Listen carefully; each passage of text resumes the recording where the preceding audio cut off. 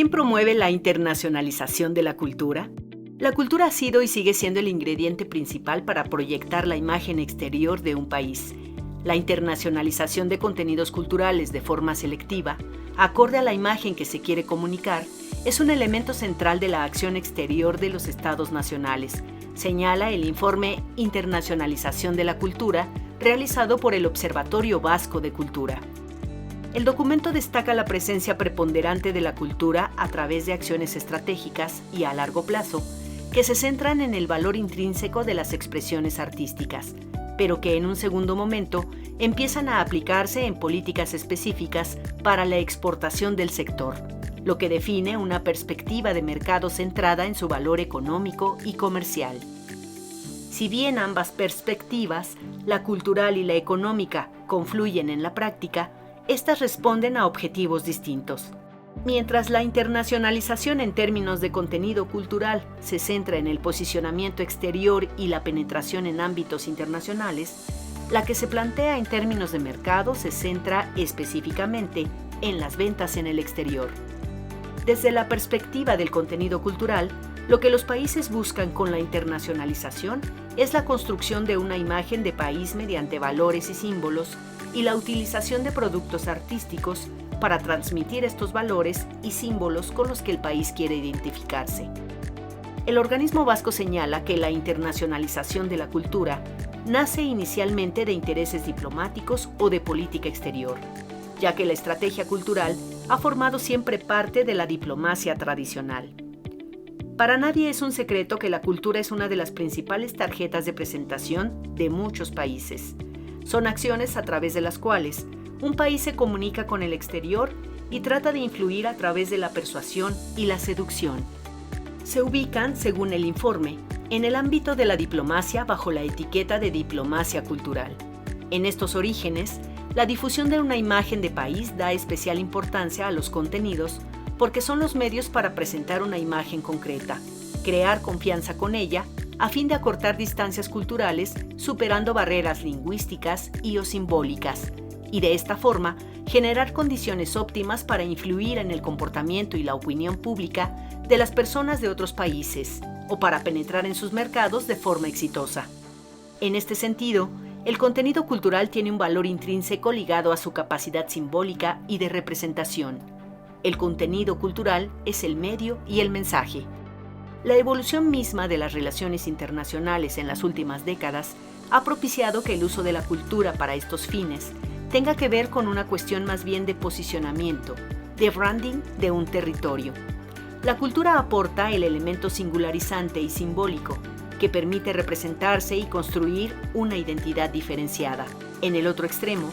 la internacionalización de la cultura desde una perspectiva de mercado parte de las conexiones que puede tener el sector con un amplio número de industrias conexas y funcionales, que han adquirido importancia desde una perspectiva económica. Desde este punto, de acuerdo con el informe Internacionalización de la Cultura, el objetivo no es crear una imagen exterior de país y el posicionamiento y prestigio internacional, sino exportar y comerciar en el exterior. Más que una selección de contenidos por su propio valor cultural, la estrategia pasa por contribuir al apoyo de empresas y profesionales del sector para favorecer el desarrollo económico del país, abriendo mercados en el exterior.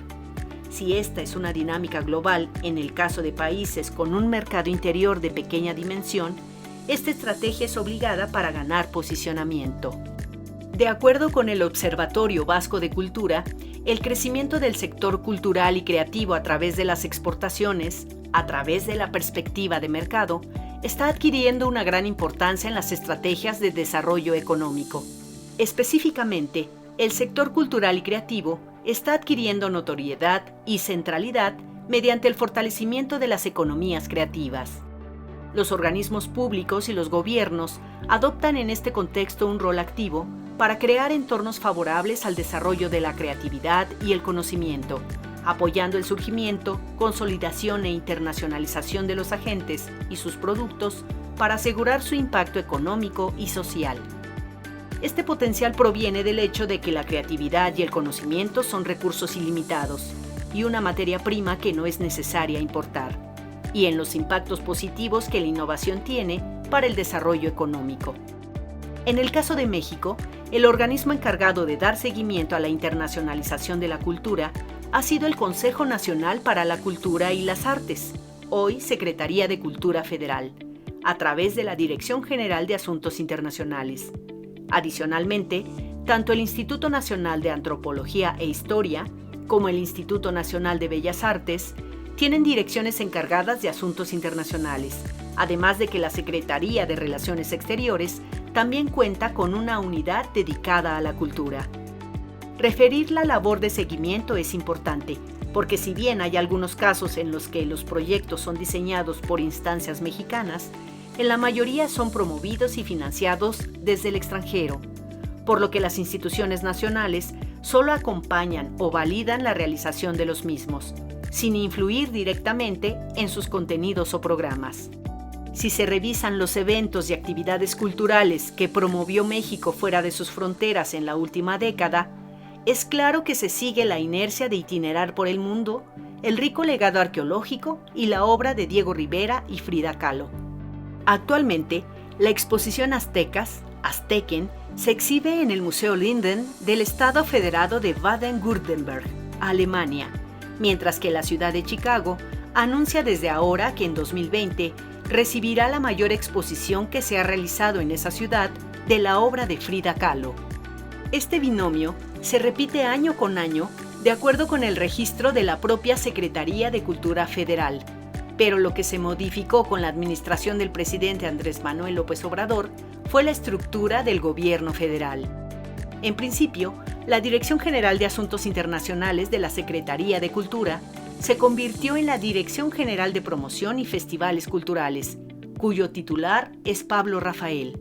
Al mismo tiempo que las Secretarías de Cultura y Relaciones Exteriores presentaron desde mayo pasado un Consejo de Diplomacia Cultural integrado por 20 personajes de la cultura, entre los que se encuentran la antropóloga Lourdes Arizpe, la cineasta Patricia Arriaga, la dramaturga Sabina Berman, la extitular del Conaculta Sari Bermúdez, el diplomático Juan José Bremer, la chef Gabriela Cámara, la bailarina Elisa Carrillo, el cineasta Ernesto Contreras, la directora de orquesta Alondra de la Parra y el pintor Manuel Felgueres, entre otros.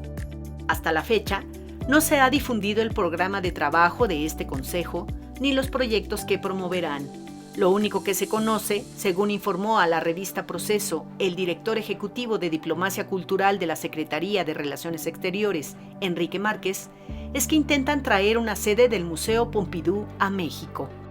Pero más allá de los proyectos gubernamentales, la realidad es que los artistas con mayor proyección internacional en las últimas décadas lo han logrado a partir de esfuerzos individuales en los que poco o nada han intervenido las instituciones públicas de cultura. Los casos arquetípicos los dan justamente la presencia internacional que actualmente gozan los bailarines mexicanos Elisa Carrillo e Isaac Hernández, quienes no solo son solistas del Stuttgart Ballet de Alemania y del English National Ballet, respectivamente, sino que han logrado presentar espectáculos en México que han popularizado su disciplina dentro del gran público. Es ejemplar que tras su éxito, ambos ejecutantes han capitalizado su identidad mexicana como un elemento de exportación. Cuando salgo al escenario, quien baila es México, afirmó Carrillo, previo a su presentación en julio pasado en el Auditorio Nacional. En los últimos años, el cine ha sido uno de los medios que mayor proyección ha dado a los creadores mexicanos, gracias a que directores como Alejandro González Iñárritu, Alfonso Cuarón y Guillermo del Toro han sido protagonistas de los premios Oscar en Estados Unidos. Aun cuando todas las producciones son extranjeras y poca relación tienen con México, a excepción de Roma, de Cuarón, la identidad nacional es un elemento que siempre se pone en juego cada vez que son reconocidos mundialmente dichos directores. Desde finales de los 90, artistas mexicanos han logrado obtener notoriedad en las principales bienales y museos del mundo. En las últimas 2 décadas, artistas como Gabriel Orozco, Abraham Cruz Villegas, Pedro Reyes, Teresa Margolles, Carlos Amorales, Damián Ortega, Joshua Ocon, entre un largo etcétera, han tenido una presencia consistente y central dentro del campo artístico internacional, aunque de nueva cuenta, no necesariamente de la mano de instituciones culturales. Un caso paradigmático que rompió definitivamente con la lógica de promoción nacional a partir de la representación del arte mexicano ocurrió en 2009, en la 53 Bienal de Venecia, el mayor encuentro de arte contemporáneo en el mundo, donde la artista Teresa Margolles montó en el Pabellón de México la exposición ¿De qué otra cosa podríamos hablar?, curada por Cuauhtémoc Medina, la cual mostraba a través de instalaciones, acciones y objetos escultóricos la realidad que padecía la sociedad mexicana a partir de que el gobierno de Felipe Calderón inició la llamada guerra contra el narco. La exposición no solo puso en jaque a la diplomacia mexicana, razón por la cual la Secretaría de Relaciones Exteriores retiró su participación del Pabellón de México, sino que rompía el silencio que se intentaba imponer ante la violenta realidad que vive el país desde hace una década. En la muestra se presentaron piezas como Limpieza, una acción que consistió en trapear diariamente el piso del pabellón con agua que era mezclada con sangre de víctimas de ejecuciones en México. Narcomensajes, un conjunto de telas impregnadas en sangre que tenían bordado con hilo de oro una serie de mensajes que dejaban miembros del crimen organizado.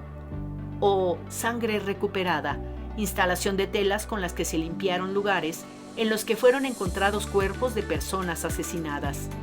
Sobre la frase que daba título a la muestra, ¿de qué otra cosa podríamos hablar?, Medina indicó que encierra una reacción visceral ante la expectativa de las élites mexicanas de que por proteccionismo de la imagen nacional o por sostener las ilusiones del turismo, preferían que guardáramos un compungido silencio ante la falta de discreción que ha tenido la sociedad de masacrarse ruidosa, voraz y espectacularmente en público. Guión: Edgar Alejandro Hernández. Voz en off: Gabriela Bustillos.